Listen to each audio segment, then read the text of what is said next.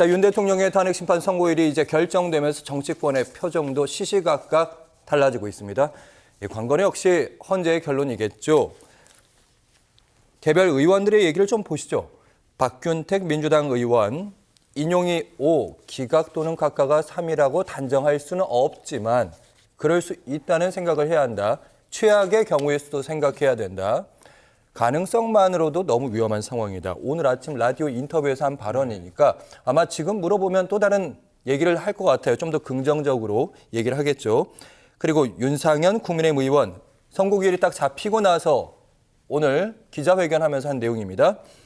탄핵 심판은 당연히 기각, 각하가 될 것이다. 일단 내란죄 부분에 대해서 입증된 것이 하나도 없다. 예, 알겠습니다. 일단 최유한 평론가는 당연히 이제 대통령이 파면될 것이다 예측하실 거고 김기흥 대변인은 당연히 복귀하실 거다 이렇게 예측은 하시겠지만 최유한 평론가와 김기흥 대변인께 반대로 좀 질문을 드리도록 하겠습니다. 만일 윤 대통령의 복귀가 나온다면 어떤 경우로 나올 것인지 최유한 평론가께. 아마 복귀로 나오게 된다면은 계엄 선포의 적법성에 관련돼서 그동안 여당이라든지 계속적으로 이야기했던 그렇게 될 수밖에 없었다라고 했던 부분에 대해서 헌재 재판관들 사이에 논의가 많이 있지 않았을까. 그런 갑론을박으로 결과적으로 인용해서 5대3 대통령 직무 복귀가 되지 않을까라고 예상은 하는데 제가 지금 걱정하고 있는 부분은 지금 윤석열 대통령은 지금 탄핵 관련된 이 부분에 대해서 승복한다 안 한다 입장을 전혀 내지 않았어요.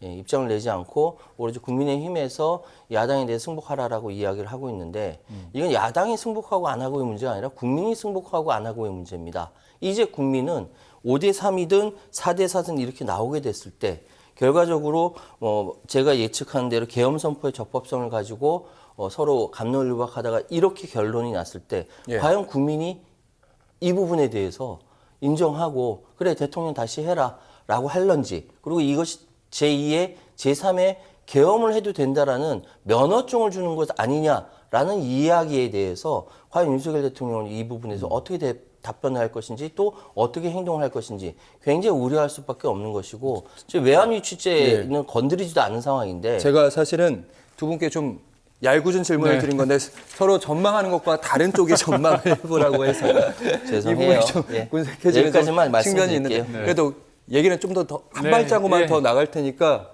도와주십시오. 최유한 평론가님, 만약 윤 대통령이 복귀를 한다면 저희가 지금 5대3으로 그 정도 시나리오가 나오지 않을까. 그러니까 기각이 오고 지금 인용이 오고 기각이 3이 돼서 그렇게 나오지 않을까. 근데 헌법재판관들이 5대3 그 정도의 결론인데 거기서 결론을 내릴 것인가. 4대4 정도는 돼야지 이 부분을 윤 대통령이 복귀를 해주지 않을까. 이런 생각도 좀 들어서요. 그래서 저는 5대3이 아니라 8대0으로 인용이 될 거라고 말씀을 드리는 거예요. 방법이 없다? 방법이 없다. 김기흥 대변인님. 윤 대통령이 파면된다면 어떤 이유 때문에 파면될 거라고 보세요? 대통령이 이제 비상계엄을 할 수 있는 권한이 있습니다. 지금의 어떻게 보면 국가 비상 상태라고 할 수 있는 거는 대통령의 어떤 인식이기 때문에 국민의 눈높이와 다르다고 손치더라도 그거는 존중을 받아야 되는데 문제는 그 절차적 문제가 있는지 그리고 무엇보다도 대통령이 비상계엄을 선포할 수 있지만 국회는 그거를 해제할 수 있는 권한이 있습니다.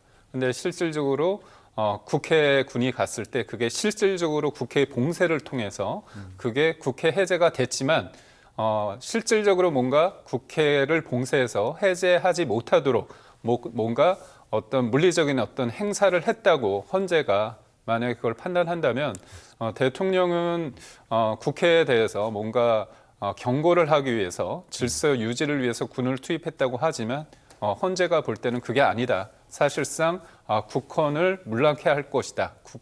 국회를 무력화하는 것이다. 이렇게 판단을 한다면 대통령의 지금까지의 어떤 그 말씀이 그 의견이 받아들이지 않기 때문에 그런 상황이라면 파면에 이르게 되지 않을까 싶지만 언론인 출신이라서 확실히 그리고 그런 쪽으로 마치 헌법재판관들이 파면 기각 두 가지 경우 수를 상정하듯이 끝까지 봐야겠지만 아니 근데 이제 질문이 네. 파면이 된다면 어떤 이유인가 그러니까, 그 질문에 대한 대답은 아마 앞에 사실- 짤만 쇼츠로 나가면서 그러면 저는 곤란해질 수도 있어요. 네, 그럴 수 있는데 저는 여하튼 저 결과는 저는 모르죠. 저 항상 보면 제가 이제 국민의힘 대변인이기 때문에 저의 생각이 얼마나 객관적이냐 이 부분에 대해서는 저도 조금 조심스럽거든요. 주관적인 어떤 생각 속에서 제 입장에서 저의 바람이 묻어날 수밖에 없는 분석임을 말씀드립니다. 근데 이 질문 한번 드려볼게요. 아까 대통령이 직무에 복귀하는 경우, 그러니까 인용이 5대 3인 경우에 이 경우에 왜냐하면 이제 5대 3이면 한 명을 더 기다릴 것 같기는 하거든요. 왜냐하면 그전에도 이진숙 방통위원장에 대해서 얘기할 때도 5대 3에 한 명이 더 추가돼서 결론이 바뀌게 될 경우는 한 명을 기다리겠다. 헌법재판소 얘기했으니까 그럼 결론은 4대 4 그 정도밖에 없을 것 같거든요.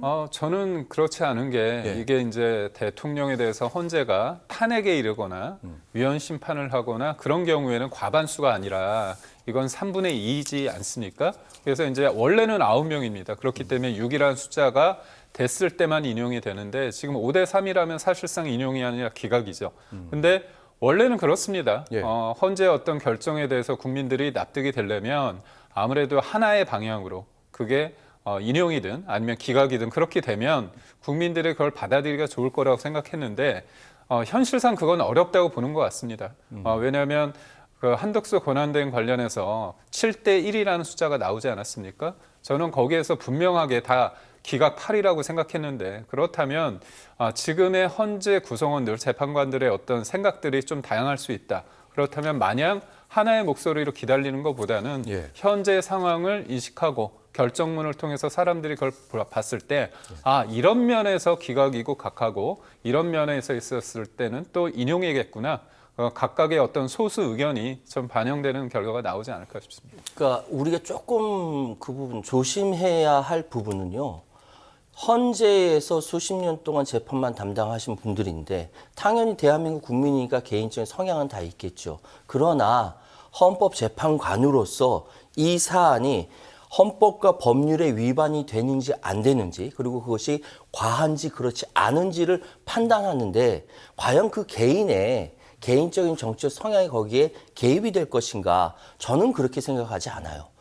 그래서 제가 아까 말씀드렸던 법은 최소한의 상식이 최소한이라고 말씀드렸잖아요. 아예 안 들어갈 수는 없을 것 같아요. 들어갈 수는 있겠죠. 그러나 그래도 지금 벌어진 사건이 대한민국의 운명을 좌우할 수 있는 워낙 위중한 사안인데 이것이 개인의 정치적 사감, 개인의 정치적 성향이 들어갔다면 이 부분은 도저히 인정할 수 없는 부분이라고 국민들도 생각할 거고 그렇기 때문에 저는 헌법재판관들이 헌법과 법률에 위반이 되는가 안 되는가 과한가 그렇지 않은가를 가지고 판단할 것이다. 그 정도는 우리는 믿어줘야 되지 않는가라고 생각합니다.